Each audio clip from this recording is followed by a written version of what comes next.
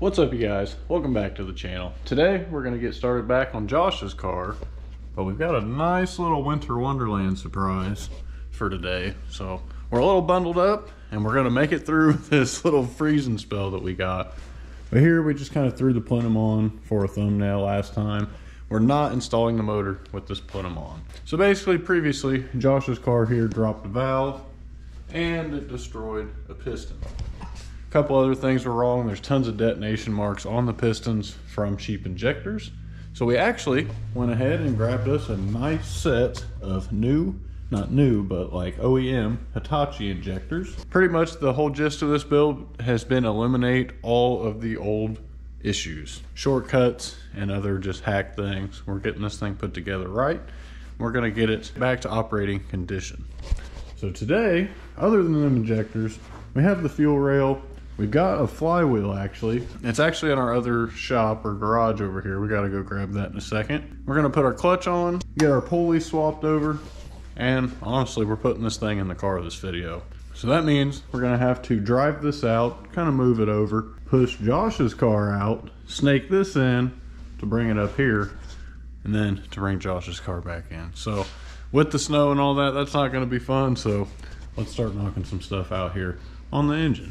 First, let's take off this plenum that's full of oil and let's clean some of it out. Wow. Yeah, I know you can see that now. That's like a lot. Oh man, there are chunks of the piston in the intake. Oh yikes. Looks like we might have to be switching intakes. That's gonna be a whole ordeal. This is just a solid chunk of metal. Let's go ahead and put our seals on our fuel rail. I always recommend put them on the actual rail before you put them in the intake, as this will help them swell out to fit the actual holes in the intake a little bit better. Make sure you don't drop your little plastic insulators from the fuel rail down in there, because hey, they're not magnetic. Now for the hardware. Another thing you don't want to forget is your ground strap right here. Tighten that ground strap, and fuel rail's installed, fuel injectors are installed. Since we're not putting that black plenum back on here and we're putting a silver one on it, that means we actually get to put the plenum and hook everything up before we drop it in, and I'm super stoked about that. That's how I prefer to do it. When it's painted, I gotta be a little more careful and lift it on the sides instead of the plenum. So due to the fantastic news, let's install our intake gasket. I guess we can go grab an intake. So here's a little kind of before. Looks a lot cleaner on camera, I'll tell you that. This is what we're working with. We're just gonna take a little wire brush, give it a little TLC. So peep this transformation. Probably really can't even tell that much from camera, but yeah, I'm happy with it now.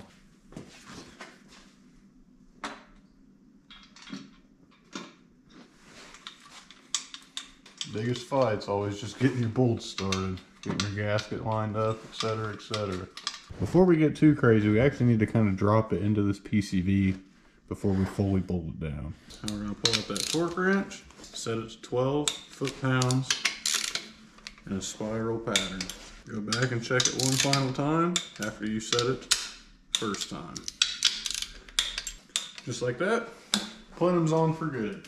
Can't forget that spring clip on our PCV. Well, I really didn't anticipate putting this on. I guess let's grab our coil packs.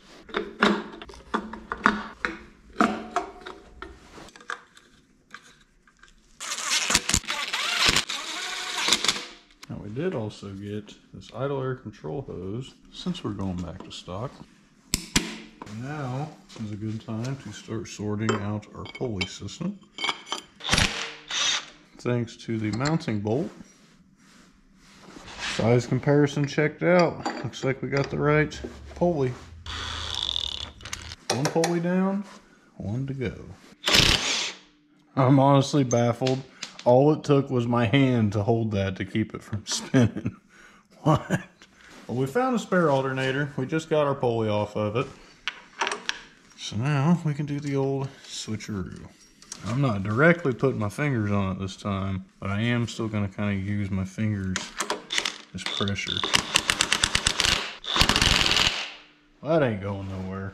Now let's see if we can find some appropriate belts. I think I have some. I guess we really need to mount this fan on before we do that. Clean all that funk out of the fan. Yep. To get the belt on, we're gonna back the tensioner out so you can adjust your alternator inwards so you can get your belt on. Just kidding. Turns out we do not have the correct belts. So that may have to wait until we get it in the car. I'll have to go grab some usings at the shop. Hey, looks like we found an OEM fan belt back in the stash. For any of you guys who do not understand how to tension or just use the tensioner system that they have on pretty much all your accessory belts, first and foremost, you want to have your main bolt right here that goes through the back that your whole alternator pivots on. You need that loose. Once that's loose, you can crack this 12 mil back here, and then you loosen this to pull your threads out. And the farther this sticks out, the more you can hit it in to pivot it inwards. You'll probably have to tap it because there are like self-adjusting things up here that will kind of concrete and hold it in place. So as you can see, we've got some rotation here. Pull the belt over, pull it over the pulley. As we tighten this back up, it'll tension the belt. When you get it about where you want it, you'll tighten this 12 mil on the back, and then go up here and tighten your 17 mil mount bolt. Same thing applies up here to your power steering.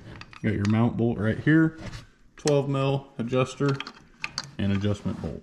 Hope that helps some of you guys out. I know I was kind of confused when I first came across these tensioners. I didn't really understand it, but now obviously I know I've got to put this belt on, so I'm just going to leave the bolt out here so I know that I have to put that on. So let's clean up these heater core coolant pipes on the back of the motor so we can get them on and resealed.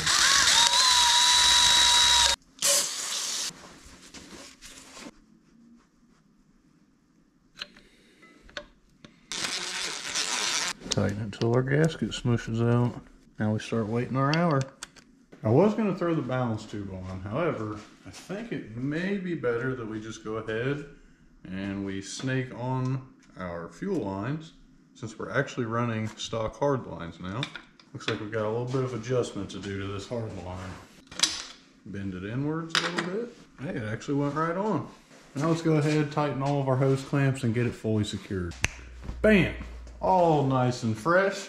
Got our dress up bolt kit on our hard lines, and we've got some nice shiny bolts as well. Not here, because the throttle cable cover, we'll cover that one. I think we'll go ahead and just throw the balance tube on, just because. We also let all the oil drain out of this thing, since this was on the old failed engine. Now we're not going to bolt it all the way down because obviously it's going to have to come back off, and we're going to have to loosen this hard line for our fuel line so we can actually get our wiring harness all through here and routed where we want it. Other than tightening these pipes on the back, honestly, right now, it seems that there's nothing else that I can do. On the engine stand, that is. Now I think it's time we're actually going to drop it on the floor, install our flywheel, our clutch. I just remembered something about this car. We have to change the pilot bushing because this thing is completely roached. Man, I did not think about that one at all. Well, we managed to find one, but hopefully it's the right one and not for like a KA24 from 240. Who knows? But we've got the engine back here, and if you can't tell, we've got the cars swapped around. We've got our hoist up here. So let's begin lifting this thing up. Got our chain hooked up.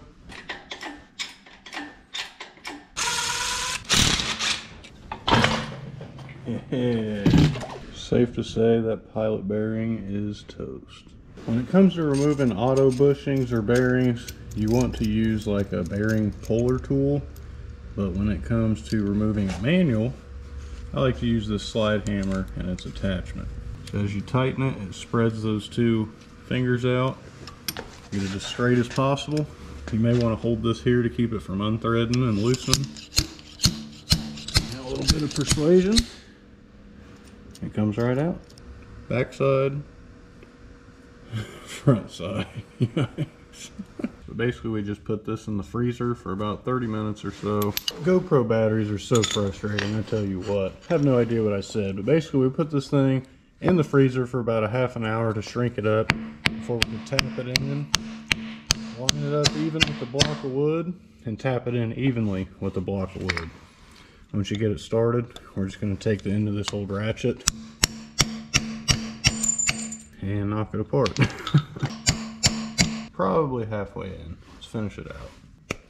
Basically, we just tap it in until it's flush with the crank right there. Hence why I use this and Teflon, so you don't tear anything up and you don't damage or mar anything up. Never forget your trans dust shield cover plate right here. When it comes to putting this plate on, this can actually go on either way. There's actually like 2 dowels here on each side to help hold it up into place. So here you can see it's on, it's all fitted, looks good to go, until you look at this bolt hole and this bolt hole. Not correct. So let's pull it off and flip it around.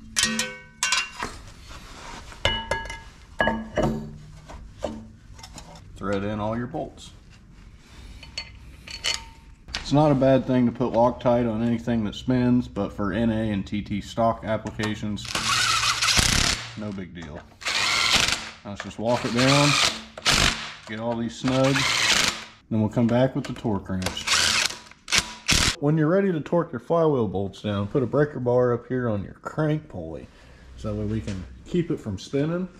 We've got to snug the crank pulley up though. That's what we do with our impact on a low setting. Basically, so it's on at least 69 foot-pounds where we're tightening these so it doesn't back off when we tighten it. We did already clean off our flywheel with some brake cleaner and a rag, so it's good to go. Just got a little bit of surface rust from my hand when I moved it, because I forgot to clean it off. Smart guy, Caden. Once you get them all torqued up, go ahead and go back around and just make sure, check your torque, because when you do jump around, it doesn't always seat from the first one to the last one as evenly as you think. Now we can grab our clutch and pressure plate. When you go to put your clutch alignment tool in, your flywheel side is always the flat side of your disc. Back here, this is your pressure plate side. A lot of times it'll be marked on your disc.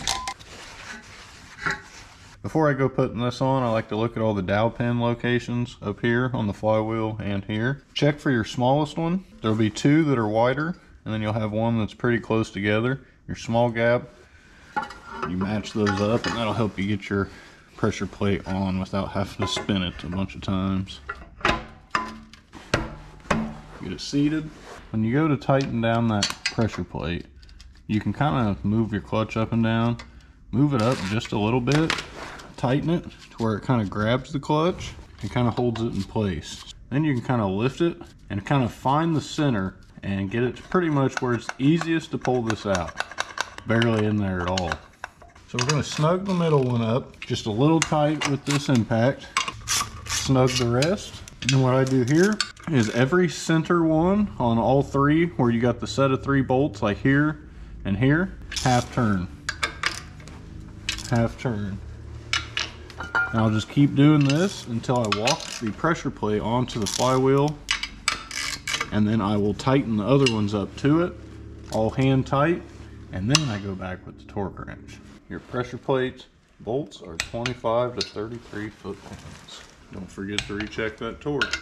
And last but not least, satisfying. You know what that means. It's time to go in the car. So let's put the car on some wood, get it up a little bit so we can get these underneath the control arms. Let's get to work. Now it's the long wait to lift this thing up. Must be teetering on something. This thing's awfully bouncy. Put this thing back in. Be having nice concrete, man. Oh, that's so nice. It's definitely been one of the smoother installs that I've had. It's the perks of having all your deletes done.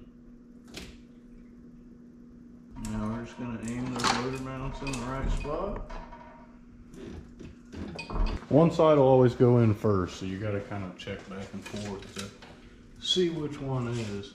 I think this side's going in first. Let's just use the hoist for a second. Tilt it forward to get our heater core lines on, then we can let it rest back. Basically, we put these on first and backwards so this part doesn't fall into the firewall and scratch it up. To keep this from really scratching anything, we'll just put a rag back here when it does tip back. Now we'll start to roughly lay our wiring harness out, get it all hooked up, and then once we have that hooked up, we can settle the engine backwards and actually take the hoist out and off. So let's go ahead and plug all this in and kind of do away with this big old spaghetti nest. We're fully dropped in now. We've got all the wiring hooked up except this alternator to transmission wiring. Now before we do the power steering pump and all that, we're actually going to fit a balance tube, and I think we may grab our radiator and we can sit that down here back into place. So that way next we can fit our intake tube, and we're going to fit them here. You don't want to put your intake tubes on fully before you put your trans on, because if not, it'll literally keep your engine tilted too upright instead of relaxing back to allow your bell housing to go up over your clutch in between the firewall and the engine. I have to say, it's looking mighty good with the silver plenum. I was a little worried switching from the black. You think it looks good, Tana? Yeah, you do, don't you? She said, that's sharp, Dad. Can't forget the hardware. Don't forget, these do need to be torqued. 12 foot-pounds. So we found out we had a broken O-ring down here on our drain. So that's been leaking over here in the parts storage. Whoops. Pretty much we just put a little bit of sealant on it, cranked that thing down, got it pretty tight, and we're just gonna let it seal up. We did get our alternator to transmission wiring hooked up here, and we also did our power steering lines. A couple little boring things, but now figured it's probably simple enough here. We can plug both of these in. I guess we gotta kind of route it here around this strut bar. So we didn't have much to go off of reference here because he didn't have stock lines to begin with. Now hopefully this is going to clear. If not, we may have to hammer down this hard line to point a little more downwards to clear the strut bar. On another note, I think everything back here on this side of the engine is completely done at this point. We obviously got to tighten those clamps up. So we're going to get this all wrapped up, and then we're going to head and grab some food. Who knows, I might come back here tonight and try to put this trans and stuff in. I'm getting really motivated to get all this done now that we're here and at this point where we're almost there. We actually got to stop at the store tonight too to grab some oil. This thing has no oil in it. Let's not screw ourselves over like that. It appears I've been negligent and I did not bring a replacement to put on here. So we just took some off of our vert and we'll just grab some at the house the next time we're there. And we're not going to tighten the bottom ones, like I said, because we don't want it to pull forward. We want it to be able to fall back and relax. And now for this side. With the radiator being the last thing that we need to do here to finish off the front, other than power steering obviously, but we don't have a belt for that. We're actually going to lift this thing up and we're going to put it on blocks. Pretty much get it ready to where we can put the transmission in it. Since we're actually waiting on the radiator drain plug to dry out, so we can seal that up before we put it in.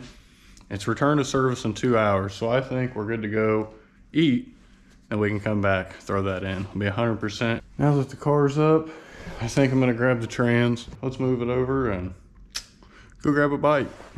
We're back, and we're actually gonna start off with putting the radiator in before we wrestle the transmission in the car. I know, I still never got it. I need to move the 240 over a little bit.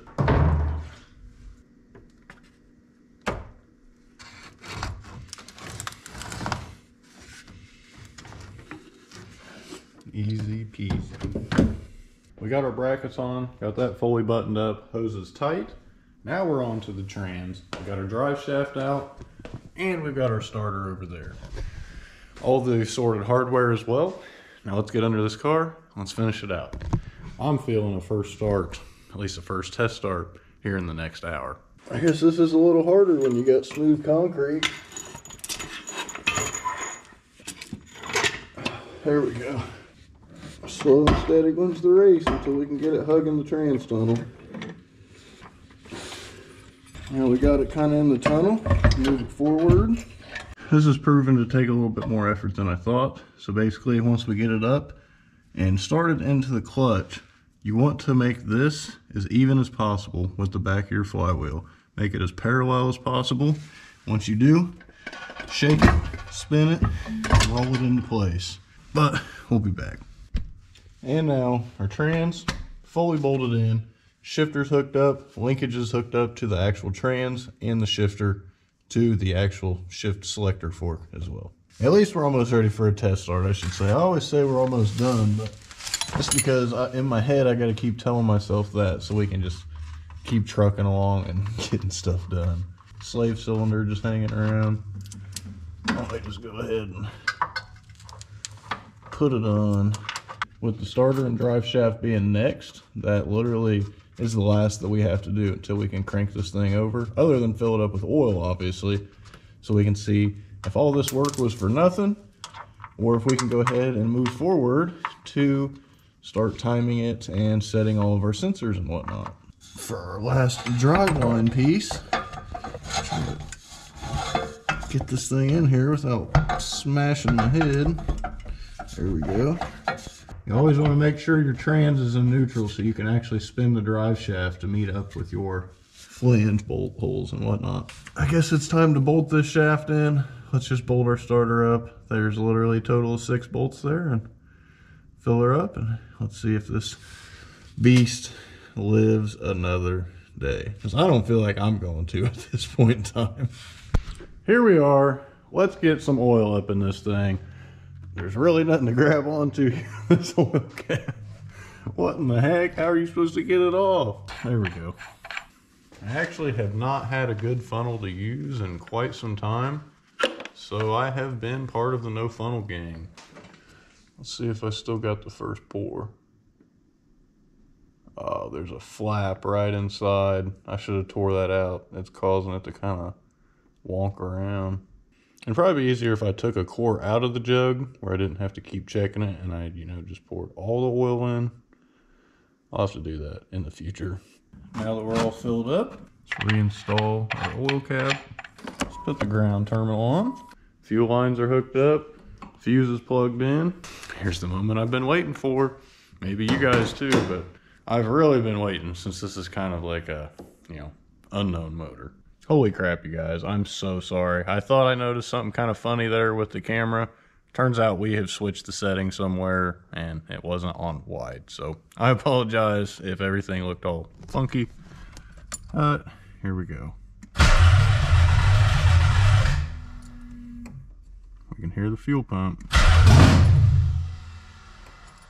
Nice.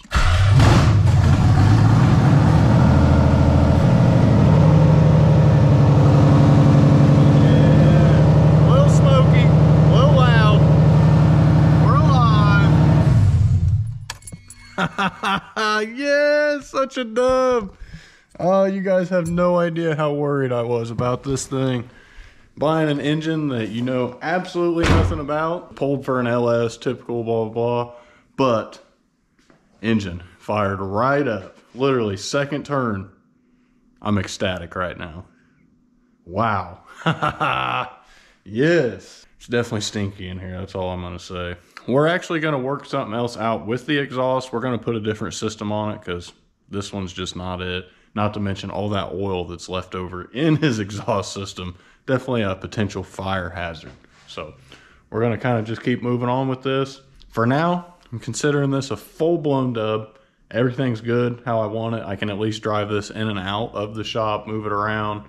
He just wants it done right. He doesn't care how soon it comes back. So we're just going to keep buttoning a couple things up. Like we got to time it, obviously, but we need to get the exhaust first, at least some test pipes, so it's not that bad. We've got to clean up the downpipe manifolds, or the manifolds on the downpipe section, because there's silicone gaskets there. So we got to clean that all up, either do the same thing or just put some new gaskets on and get this thing sorted out.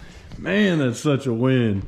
Ah, man, I'm going to have the best weekend now. Today's Saturday, and I'm cooking now. I am so stoked. I don't even know what to say right now. I'm just in full-blown euphoric happiness mode. Well, I'm going to share the news with Josh. I'm going to make a little short for you guys over on Instagram, because I know if you guys haven't already followed me over there, I do drop early notes, spoilers, this and that. Just check it out on Instagram before we ever do make that step to YouTube memberships or Patreon, because I've really been cooking on some stuff we could do there. But anyways, I think we're going to call it here, you guys. We've got mad success in this video.